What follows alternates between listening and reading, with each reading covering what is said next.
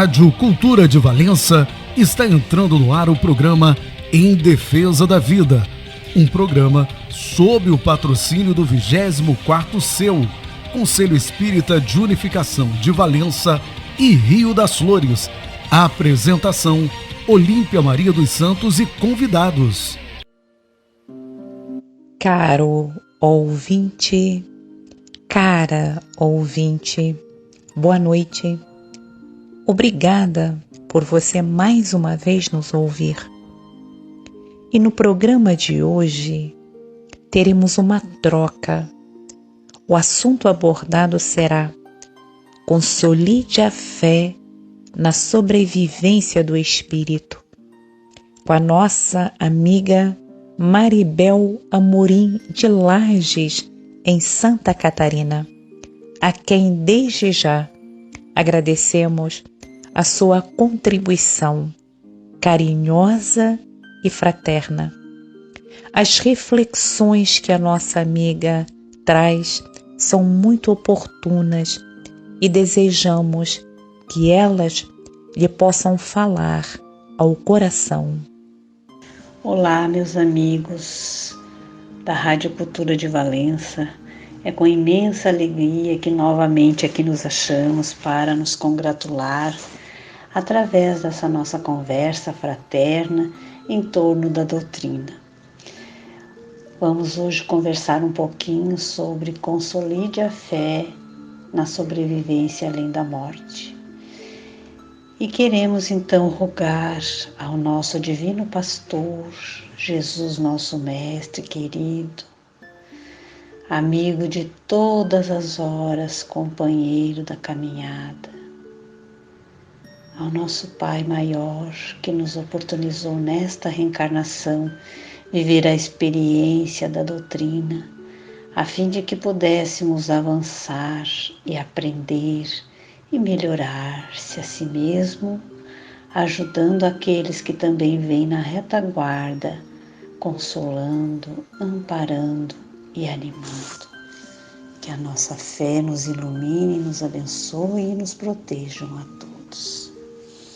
Queridos irmãos, muitos companheiros do plano físico nos solicitam colaboração para que forme ou lhes consolide uma fé na sobrevivência da morte. Muitos pais amorosos que choram sobre a lousa dos seus filhos, amigos queridos que todos nós temos e tivemos nestes últimos tempos, que passaram para um outro plano, esposas, esposos, familiares, enfim, todos aqueles que nos precederam à grande margem, ao grande portal da imortalidade. Ficam a se perguntar, por quê? Por que aconteceu dessa forma? Criaturas muitas vezes, vacilantes na fé e não conseguem compreender porque dessa partida às vezes antecipada para nós que ficamos, porque sabemos que para os que vão era o seu momento, era chegado o momento da transição.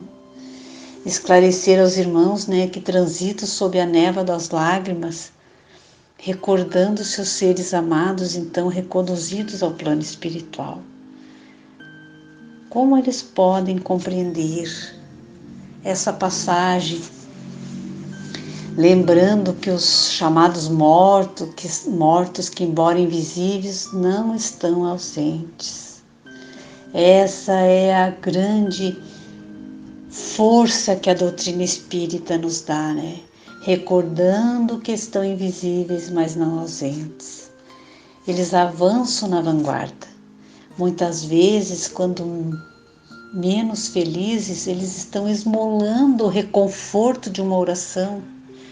Outras vezes eles mergulham em dores que afligem, em taças de pranto sequiosos de paz e de libertação. Ontem nós nos apertávamos nos nossos braços, compartilhávamos uma experiência mas hoje eles estão transferidos para um plano onde colhem os frutos das espécies que semearam. E todos, lembram igualmente de ti, desejando aproveitar a riqueza das horas da construção do bem, para a doce morada que agora se encontram. Porque amanhã, meus irmãos, é nós que estaremos lá reunidos, no lar da união sublime e sem lágrimas da morte. Mas até que a gente compreenda todo esse encaminhamento, toda essa engrenagem que acontece, há muitos porquês. E nesses dias que marcam novembro, mais precisamente 2 de novembro, é o momento em que vibra da terra para os céus e dos céus para a terra, esse movimento de lágrimas, de experiências, de saudades, de envolvimentos, de vibrações, de sonhos, de realizações que para nós foram cortadas. Então é um momento em que nós ficamos bem pensativos.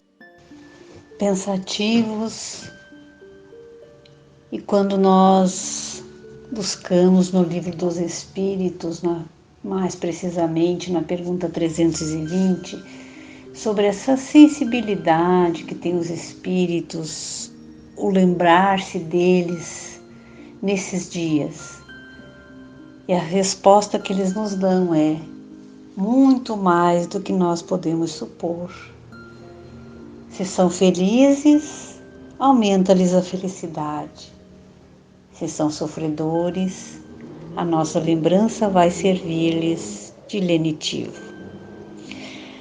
De modo que os espíritos estão a todo tempo a reforçar que é a lembrança, é o pensamento, é a prece, são essas sensações que chegam de cheio e que abraçam e que acolhem e que fazem bem e que agradam verdadeiramente os espíritos, os nossos amados que partiram. E não o local onde nós vamos fazer esse nosso enlevo do Espírito, essa nossa prece, esse nosso pensamento. Então a doutrina espírita nos ensina que é natural que a gente busque os cemitérios, os locais onde estão sepultados os nossos queridos, os nossos amados, porque nós acabamos por amar não somente os seus espíritos, mas nós também amamos eles e acabamos por nos apegarmos nos despojos que ali estão. E é natural até que nós vamos nos desprendendo, compreendendo e vamos nos afastando dessa ideia que é ali que está o nosso familiar. Então, até lá, necessário se faz as instruções, como os Espíritos vêm nos dizendo, então, nessa obra grandiosa, um Livro dos Espíritos, que para eles apraz-lhe o encontro, a oração que nós vamos fazer nos túmulos, como nós fazemos em outro qualquer dia. Porém, cada espírito vai lá somente pela afeição que tem, não é pela questão material, e sim pela nossa presença, pelo nosso pensamento. E se nós pudéssemos vê-los, como nós veríamos? Como eles eram em vida. E a felicidade, a felicidade que sente nós nos lembrarmos deles.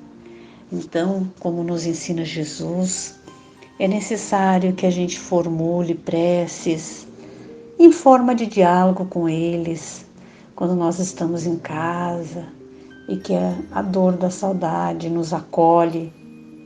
Neste momento, é muito importante que a gente vá, colha uma flor, oferte, imagine aquele abraço fraternal envolvido naquela flor que nós estamos oferecendo, em luzes de bênçãos, e dizendo a eles: coragem, meu filho, coragem, meu pai, minha mãe, coragem, meu amado, aqui está tudo bem, a saudade é bastante, mas nós vamos superando, nós vamos nos apegando a Deus e a Jesus, nós vamos tentando equacionar a tua saudade, a tua ausência em casa, mas nós vamos conseguir se Deus nos ajudar, e vai nos ajudar.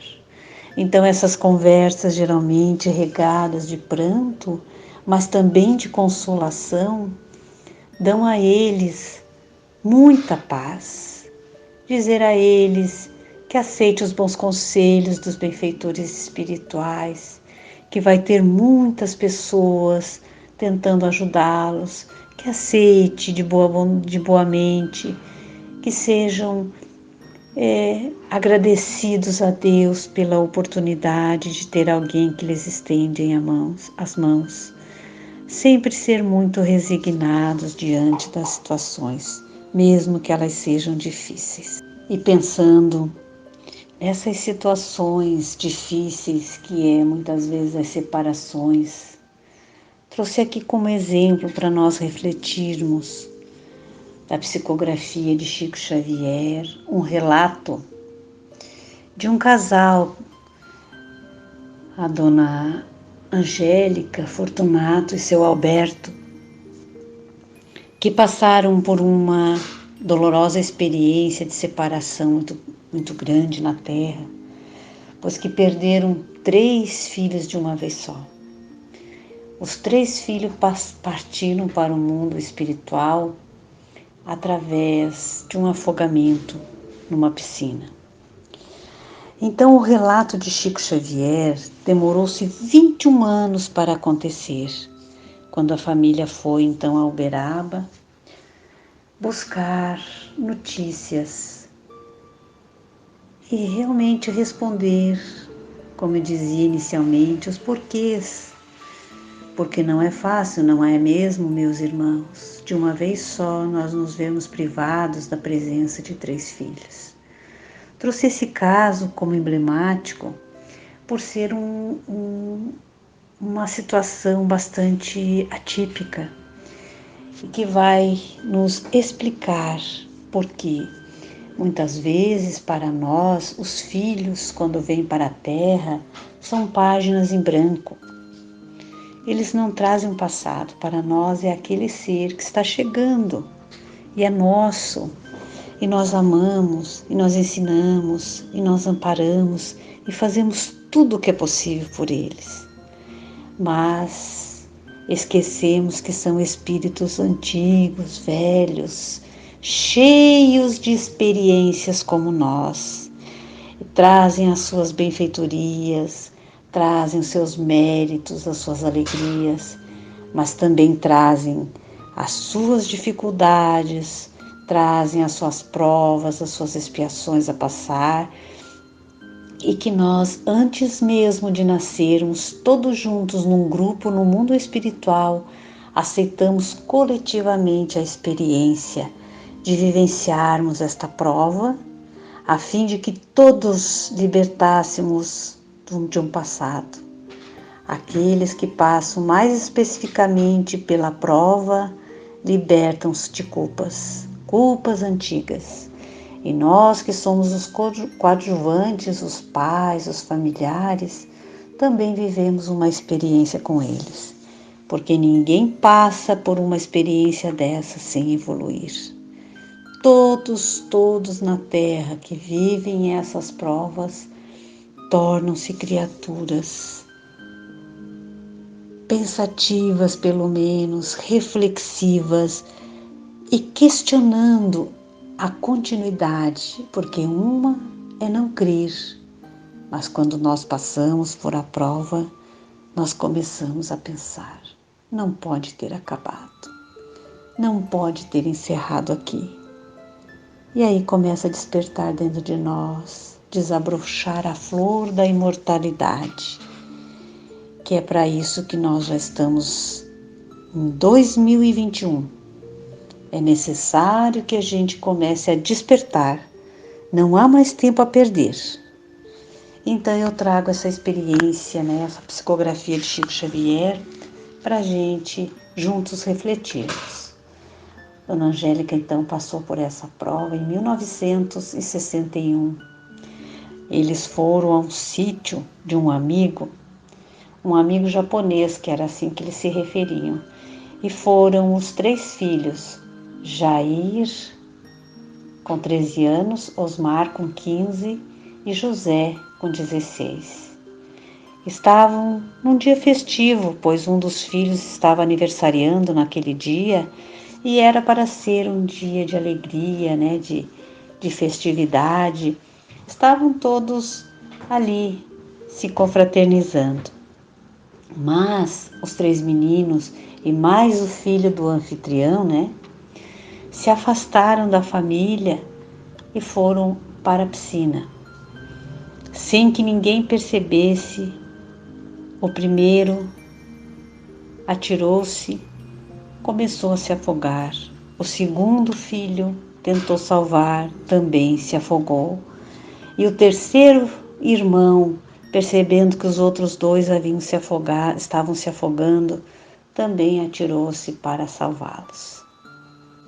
Aí começa, meus irmãos, a grande luta íntima para todos esses espíritos. O filho do anfitrião, quando percebeu que os 3 meninos estavam a perecer, jogou-lhes uma vara de bambu, mas não houve tempo para o salvamento. E ali partiram, daquela forma, os 3 filhos de Dona Angélica, que deve ter vivido dias, seu Alberto também, de grandes provas, porque os filhos na pátria espiritual e eles aqui sem compreender. Foi tão grave a cena que o dono da fazenda, o japonês que era amigo deles, veio a desencarnar também um ano depois por problemas de coração devido ao choque que levou com a morte dos meninos. Então vejam que realmente envolveu mortes coletivas.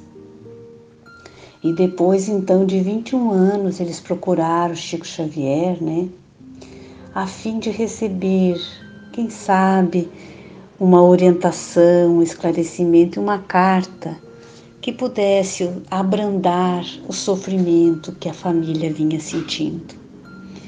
E nesse dia, então, relata-nos Chico Xavier que estavam presentes um dos filhos, o japonês, o amigo, e as 2 avós maternas e paternas, que o Chico visualizou assim que chegou e esteve em contato com os pais.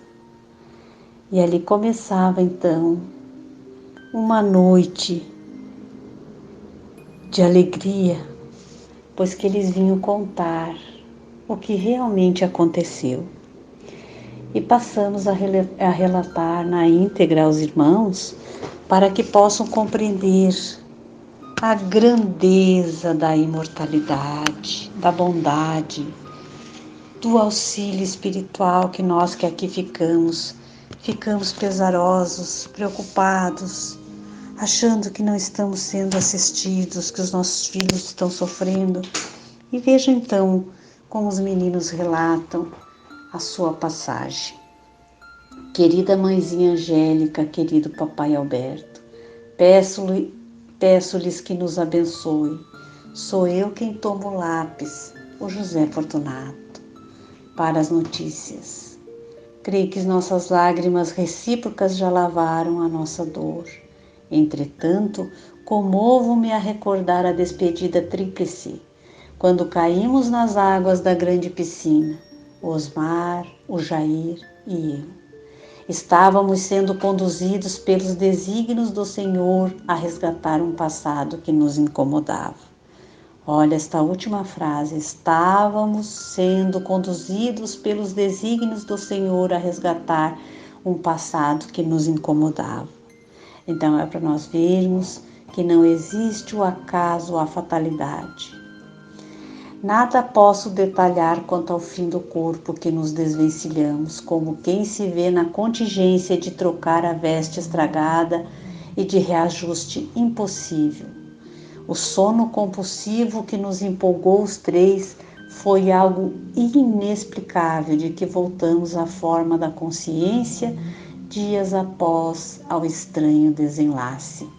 Estávamos os três alarmados e infelizes no hospital a que fomos transportados, quando duas senhoras se destacaram dos serviços de enfermagem para nos endereçarem a palavra.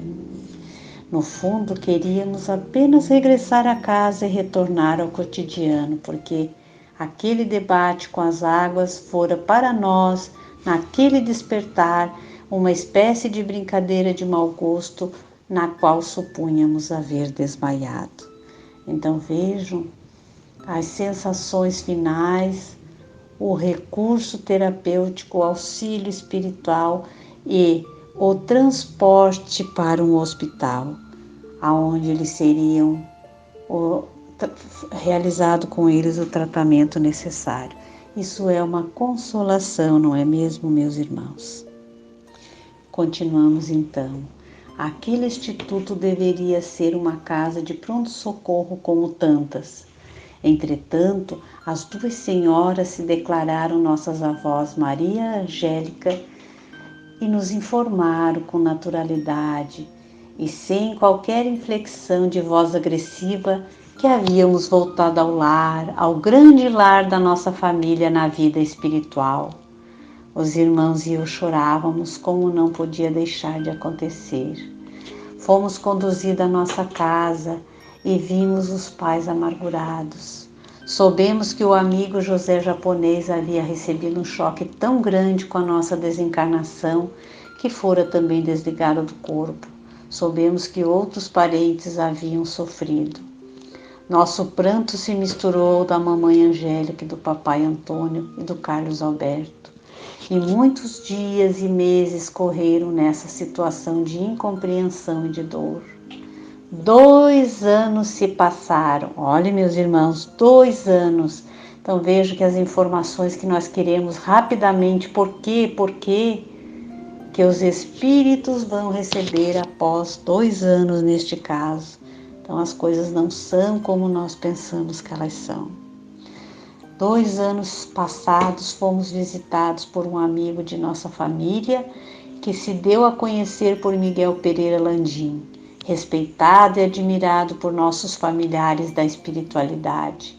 Nossa avó Maria Justina nos permitiu endereçar-lhes perguntas e todos os 3 indagamos dele a causa do sucedido em nossa ida a Mogi. Ele sorriu e marcou o dia em que nos facultaria o conhecimento do acontecido em suas causas primordiais. Voltamos a nós, na ocasião prevista, e ele nos conduziu, os 3, à matriz do Senhor Bom Jesus em Ibitinga. Entramos curiosos e inquietos na igreja que estava repleta de militares desencarnados. Muitos traziam as medalhas conquistadas, outros ostentavam bandeiras. Em meu coração passou a surgir a recordação que eu não estava conseguindo esconder. De repente vi-me de farda, de que não me lembrava, junto dos irmãos igualmente transformados em homens de guerra, e o nosso olhar se voltou inexplicavelmente para as cenas que se nos desenrolavam diante dos olhos. Envergonho-me de confessar, mas a consciência não me permitia recuos. Vi-me com os 2 irmãos numa batalha naval, que peço permissão para não mencionar pelo nome, quando nós, na condição de brasileiros, lutávamos com os irmãos da República vizinha.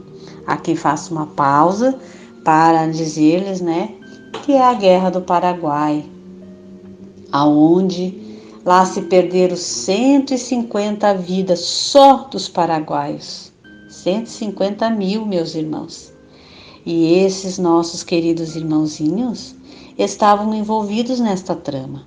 Então, ele vai contar agora para nós por que eles tiveram que viver esta prova, né? Foi um pedido deles mesmos, porque se achavam em consciência de culpa e necessitavam, como experiência, vivenciar também a mesma situação que fizeram outros amigos passar. Mas o mais importante é que aqueles a quem o mal eles fizeram haviam lhes perdoado. E eles então relatam como foi revê-los, rever a situação como num quadro, num filme, passando diante dos seus olhos para explicar a eles e para que eles posteriormente pudessem explicar aos pais e aos seus familiares que ninguém sofre impunemente e que a morte é apenas um fato que nos fataliza, deixando o nosso corpo aqui na terra, voltando ao mundo espiritual, mas limpo dos nossas mazelas espirituais. A seguir, concluiremos o nosso relato. Retomando, afundávamos criaturas sem nenhuma ligação com as ordens belicistas nas águas do grande rio, criaturas que em vão nos pediam misericórdia e vida. Replicávamos que em guerra tudo resulta em guerra. Foi então que o chefe Aladim apontou para uma antiga imagem de Jesus, do Senhor Bom Jesus, e falou em voz alta que aquela figura do Cristo viera do forte Itapura, com o destino à nossa cidade, e que perante Jesus havíamos os três resgatado uma dívida que nos atormentava desde há muito tempo. Aqueles companheiros presentes a nos felicitar, explicando-nos que haviam transformado-se em servidores das legiões de Jesus Cristo, e chorávamos num misto de alegria e de sofrimento, não sabemos contar. Fica, porém, essa informação para os queridos pais e para os irmãos queridos, a fim de que todos saibamos que a injustiça não é de Deus e que os nossos sofrimentos e provas se efetuam a pedido de nós mesmos para que a nossa vida espiritual, a única verdadeira, se torne mais aceitável e mais ajustada às leis divinas a que todos nos regem. Miguel Landim conduziu-nos os três à matriz do Bom Senhor de Jesus em Ibitinga. Em meu coração passou a surgir a recordação que eu não estava conseguindo esconder. Queridos pais, aqui estamos com a nossa avó Maria Justina, que nos abençoa, e agradece-lhes por todas as consolações com que nos fortalecem até hoje com o carinho dos meus irmãos presentes. Rogo-lhes receber a vida e o amor, as saudades e as melhores esperanças do filho, que lhes pertencerá sempre diante de Deus. José Fortunato. Então aí está a carta consoladora que Chico Xavier brindou essa família para explicar como nós temos que compreender e perdoar a morte. Perdoar ao que quer que seja que aconteça, quando nós não antecipamos esses fatos, quando naturalmente somos colhidos pela providência divina a fim de retornar ao grande lar. Como precisamos compreender. Todos nos achamos na terra, na passagem apenas, porque há o dia que está acertado pelas condições,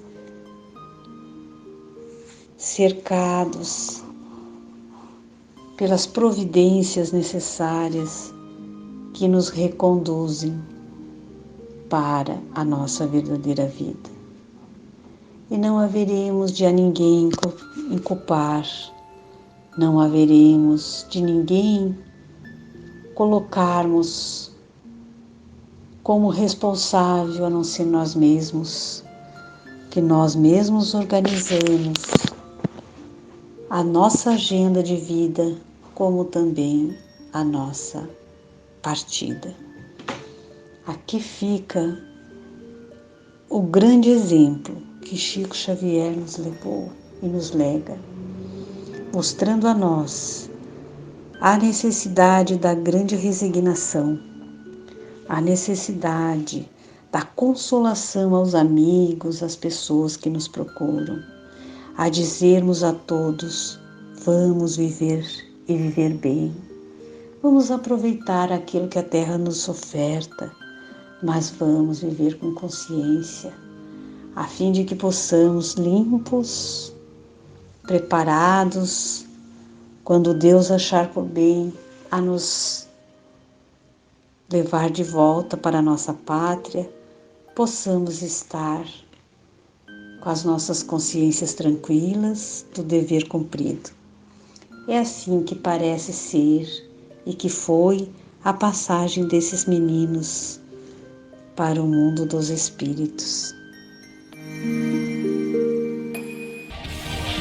Você ouviu na Rádio Cultura de Valença, Em Defesa da Vida, um programa sob o patrocínio do 24º CEU, Conselho Espírita de Unificação de Valença e Rio das Flores.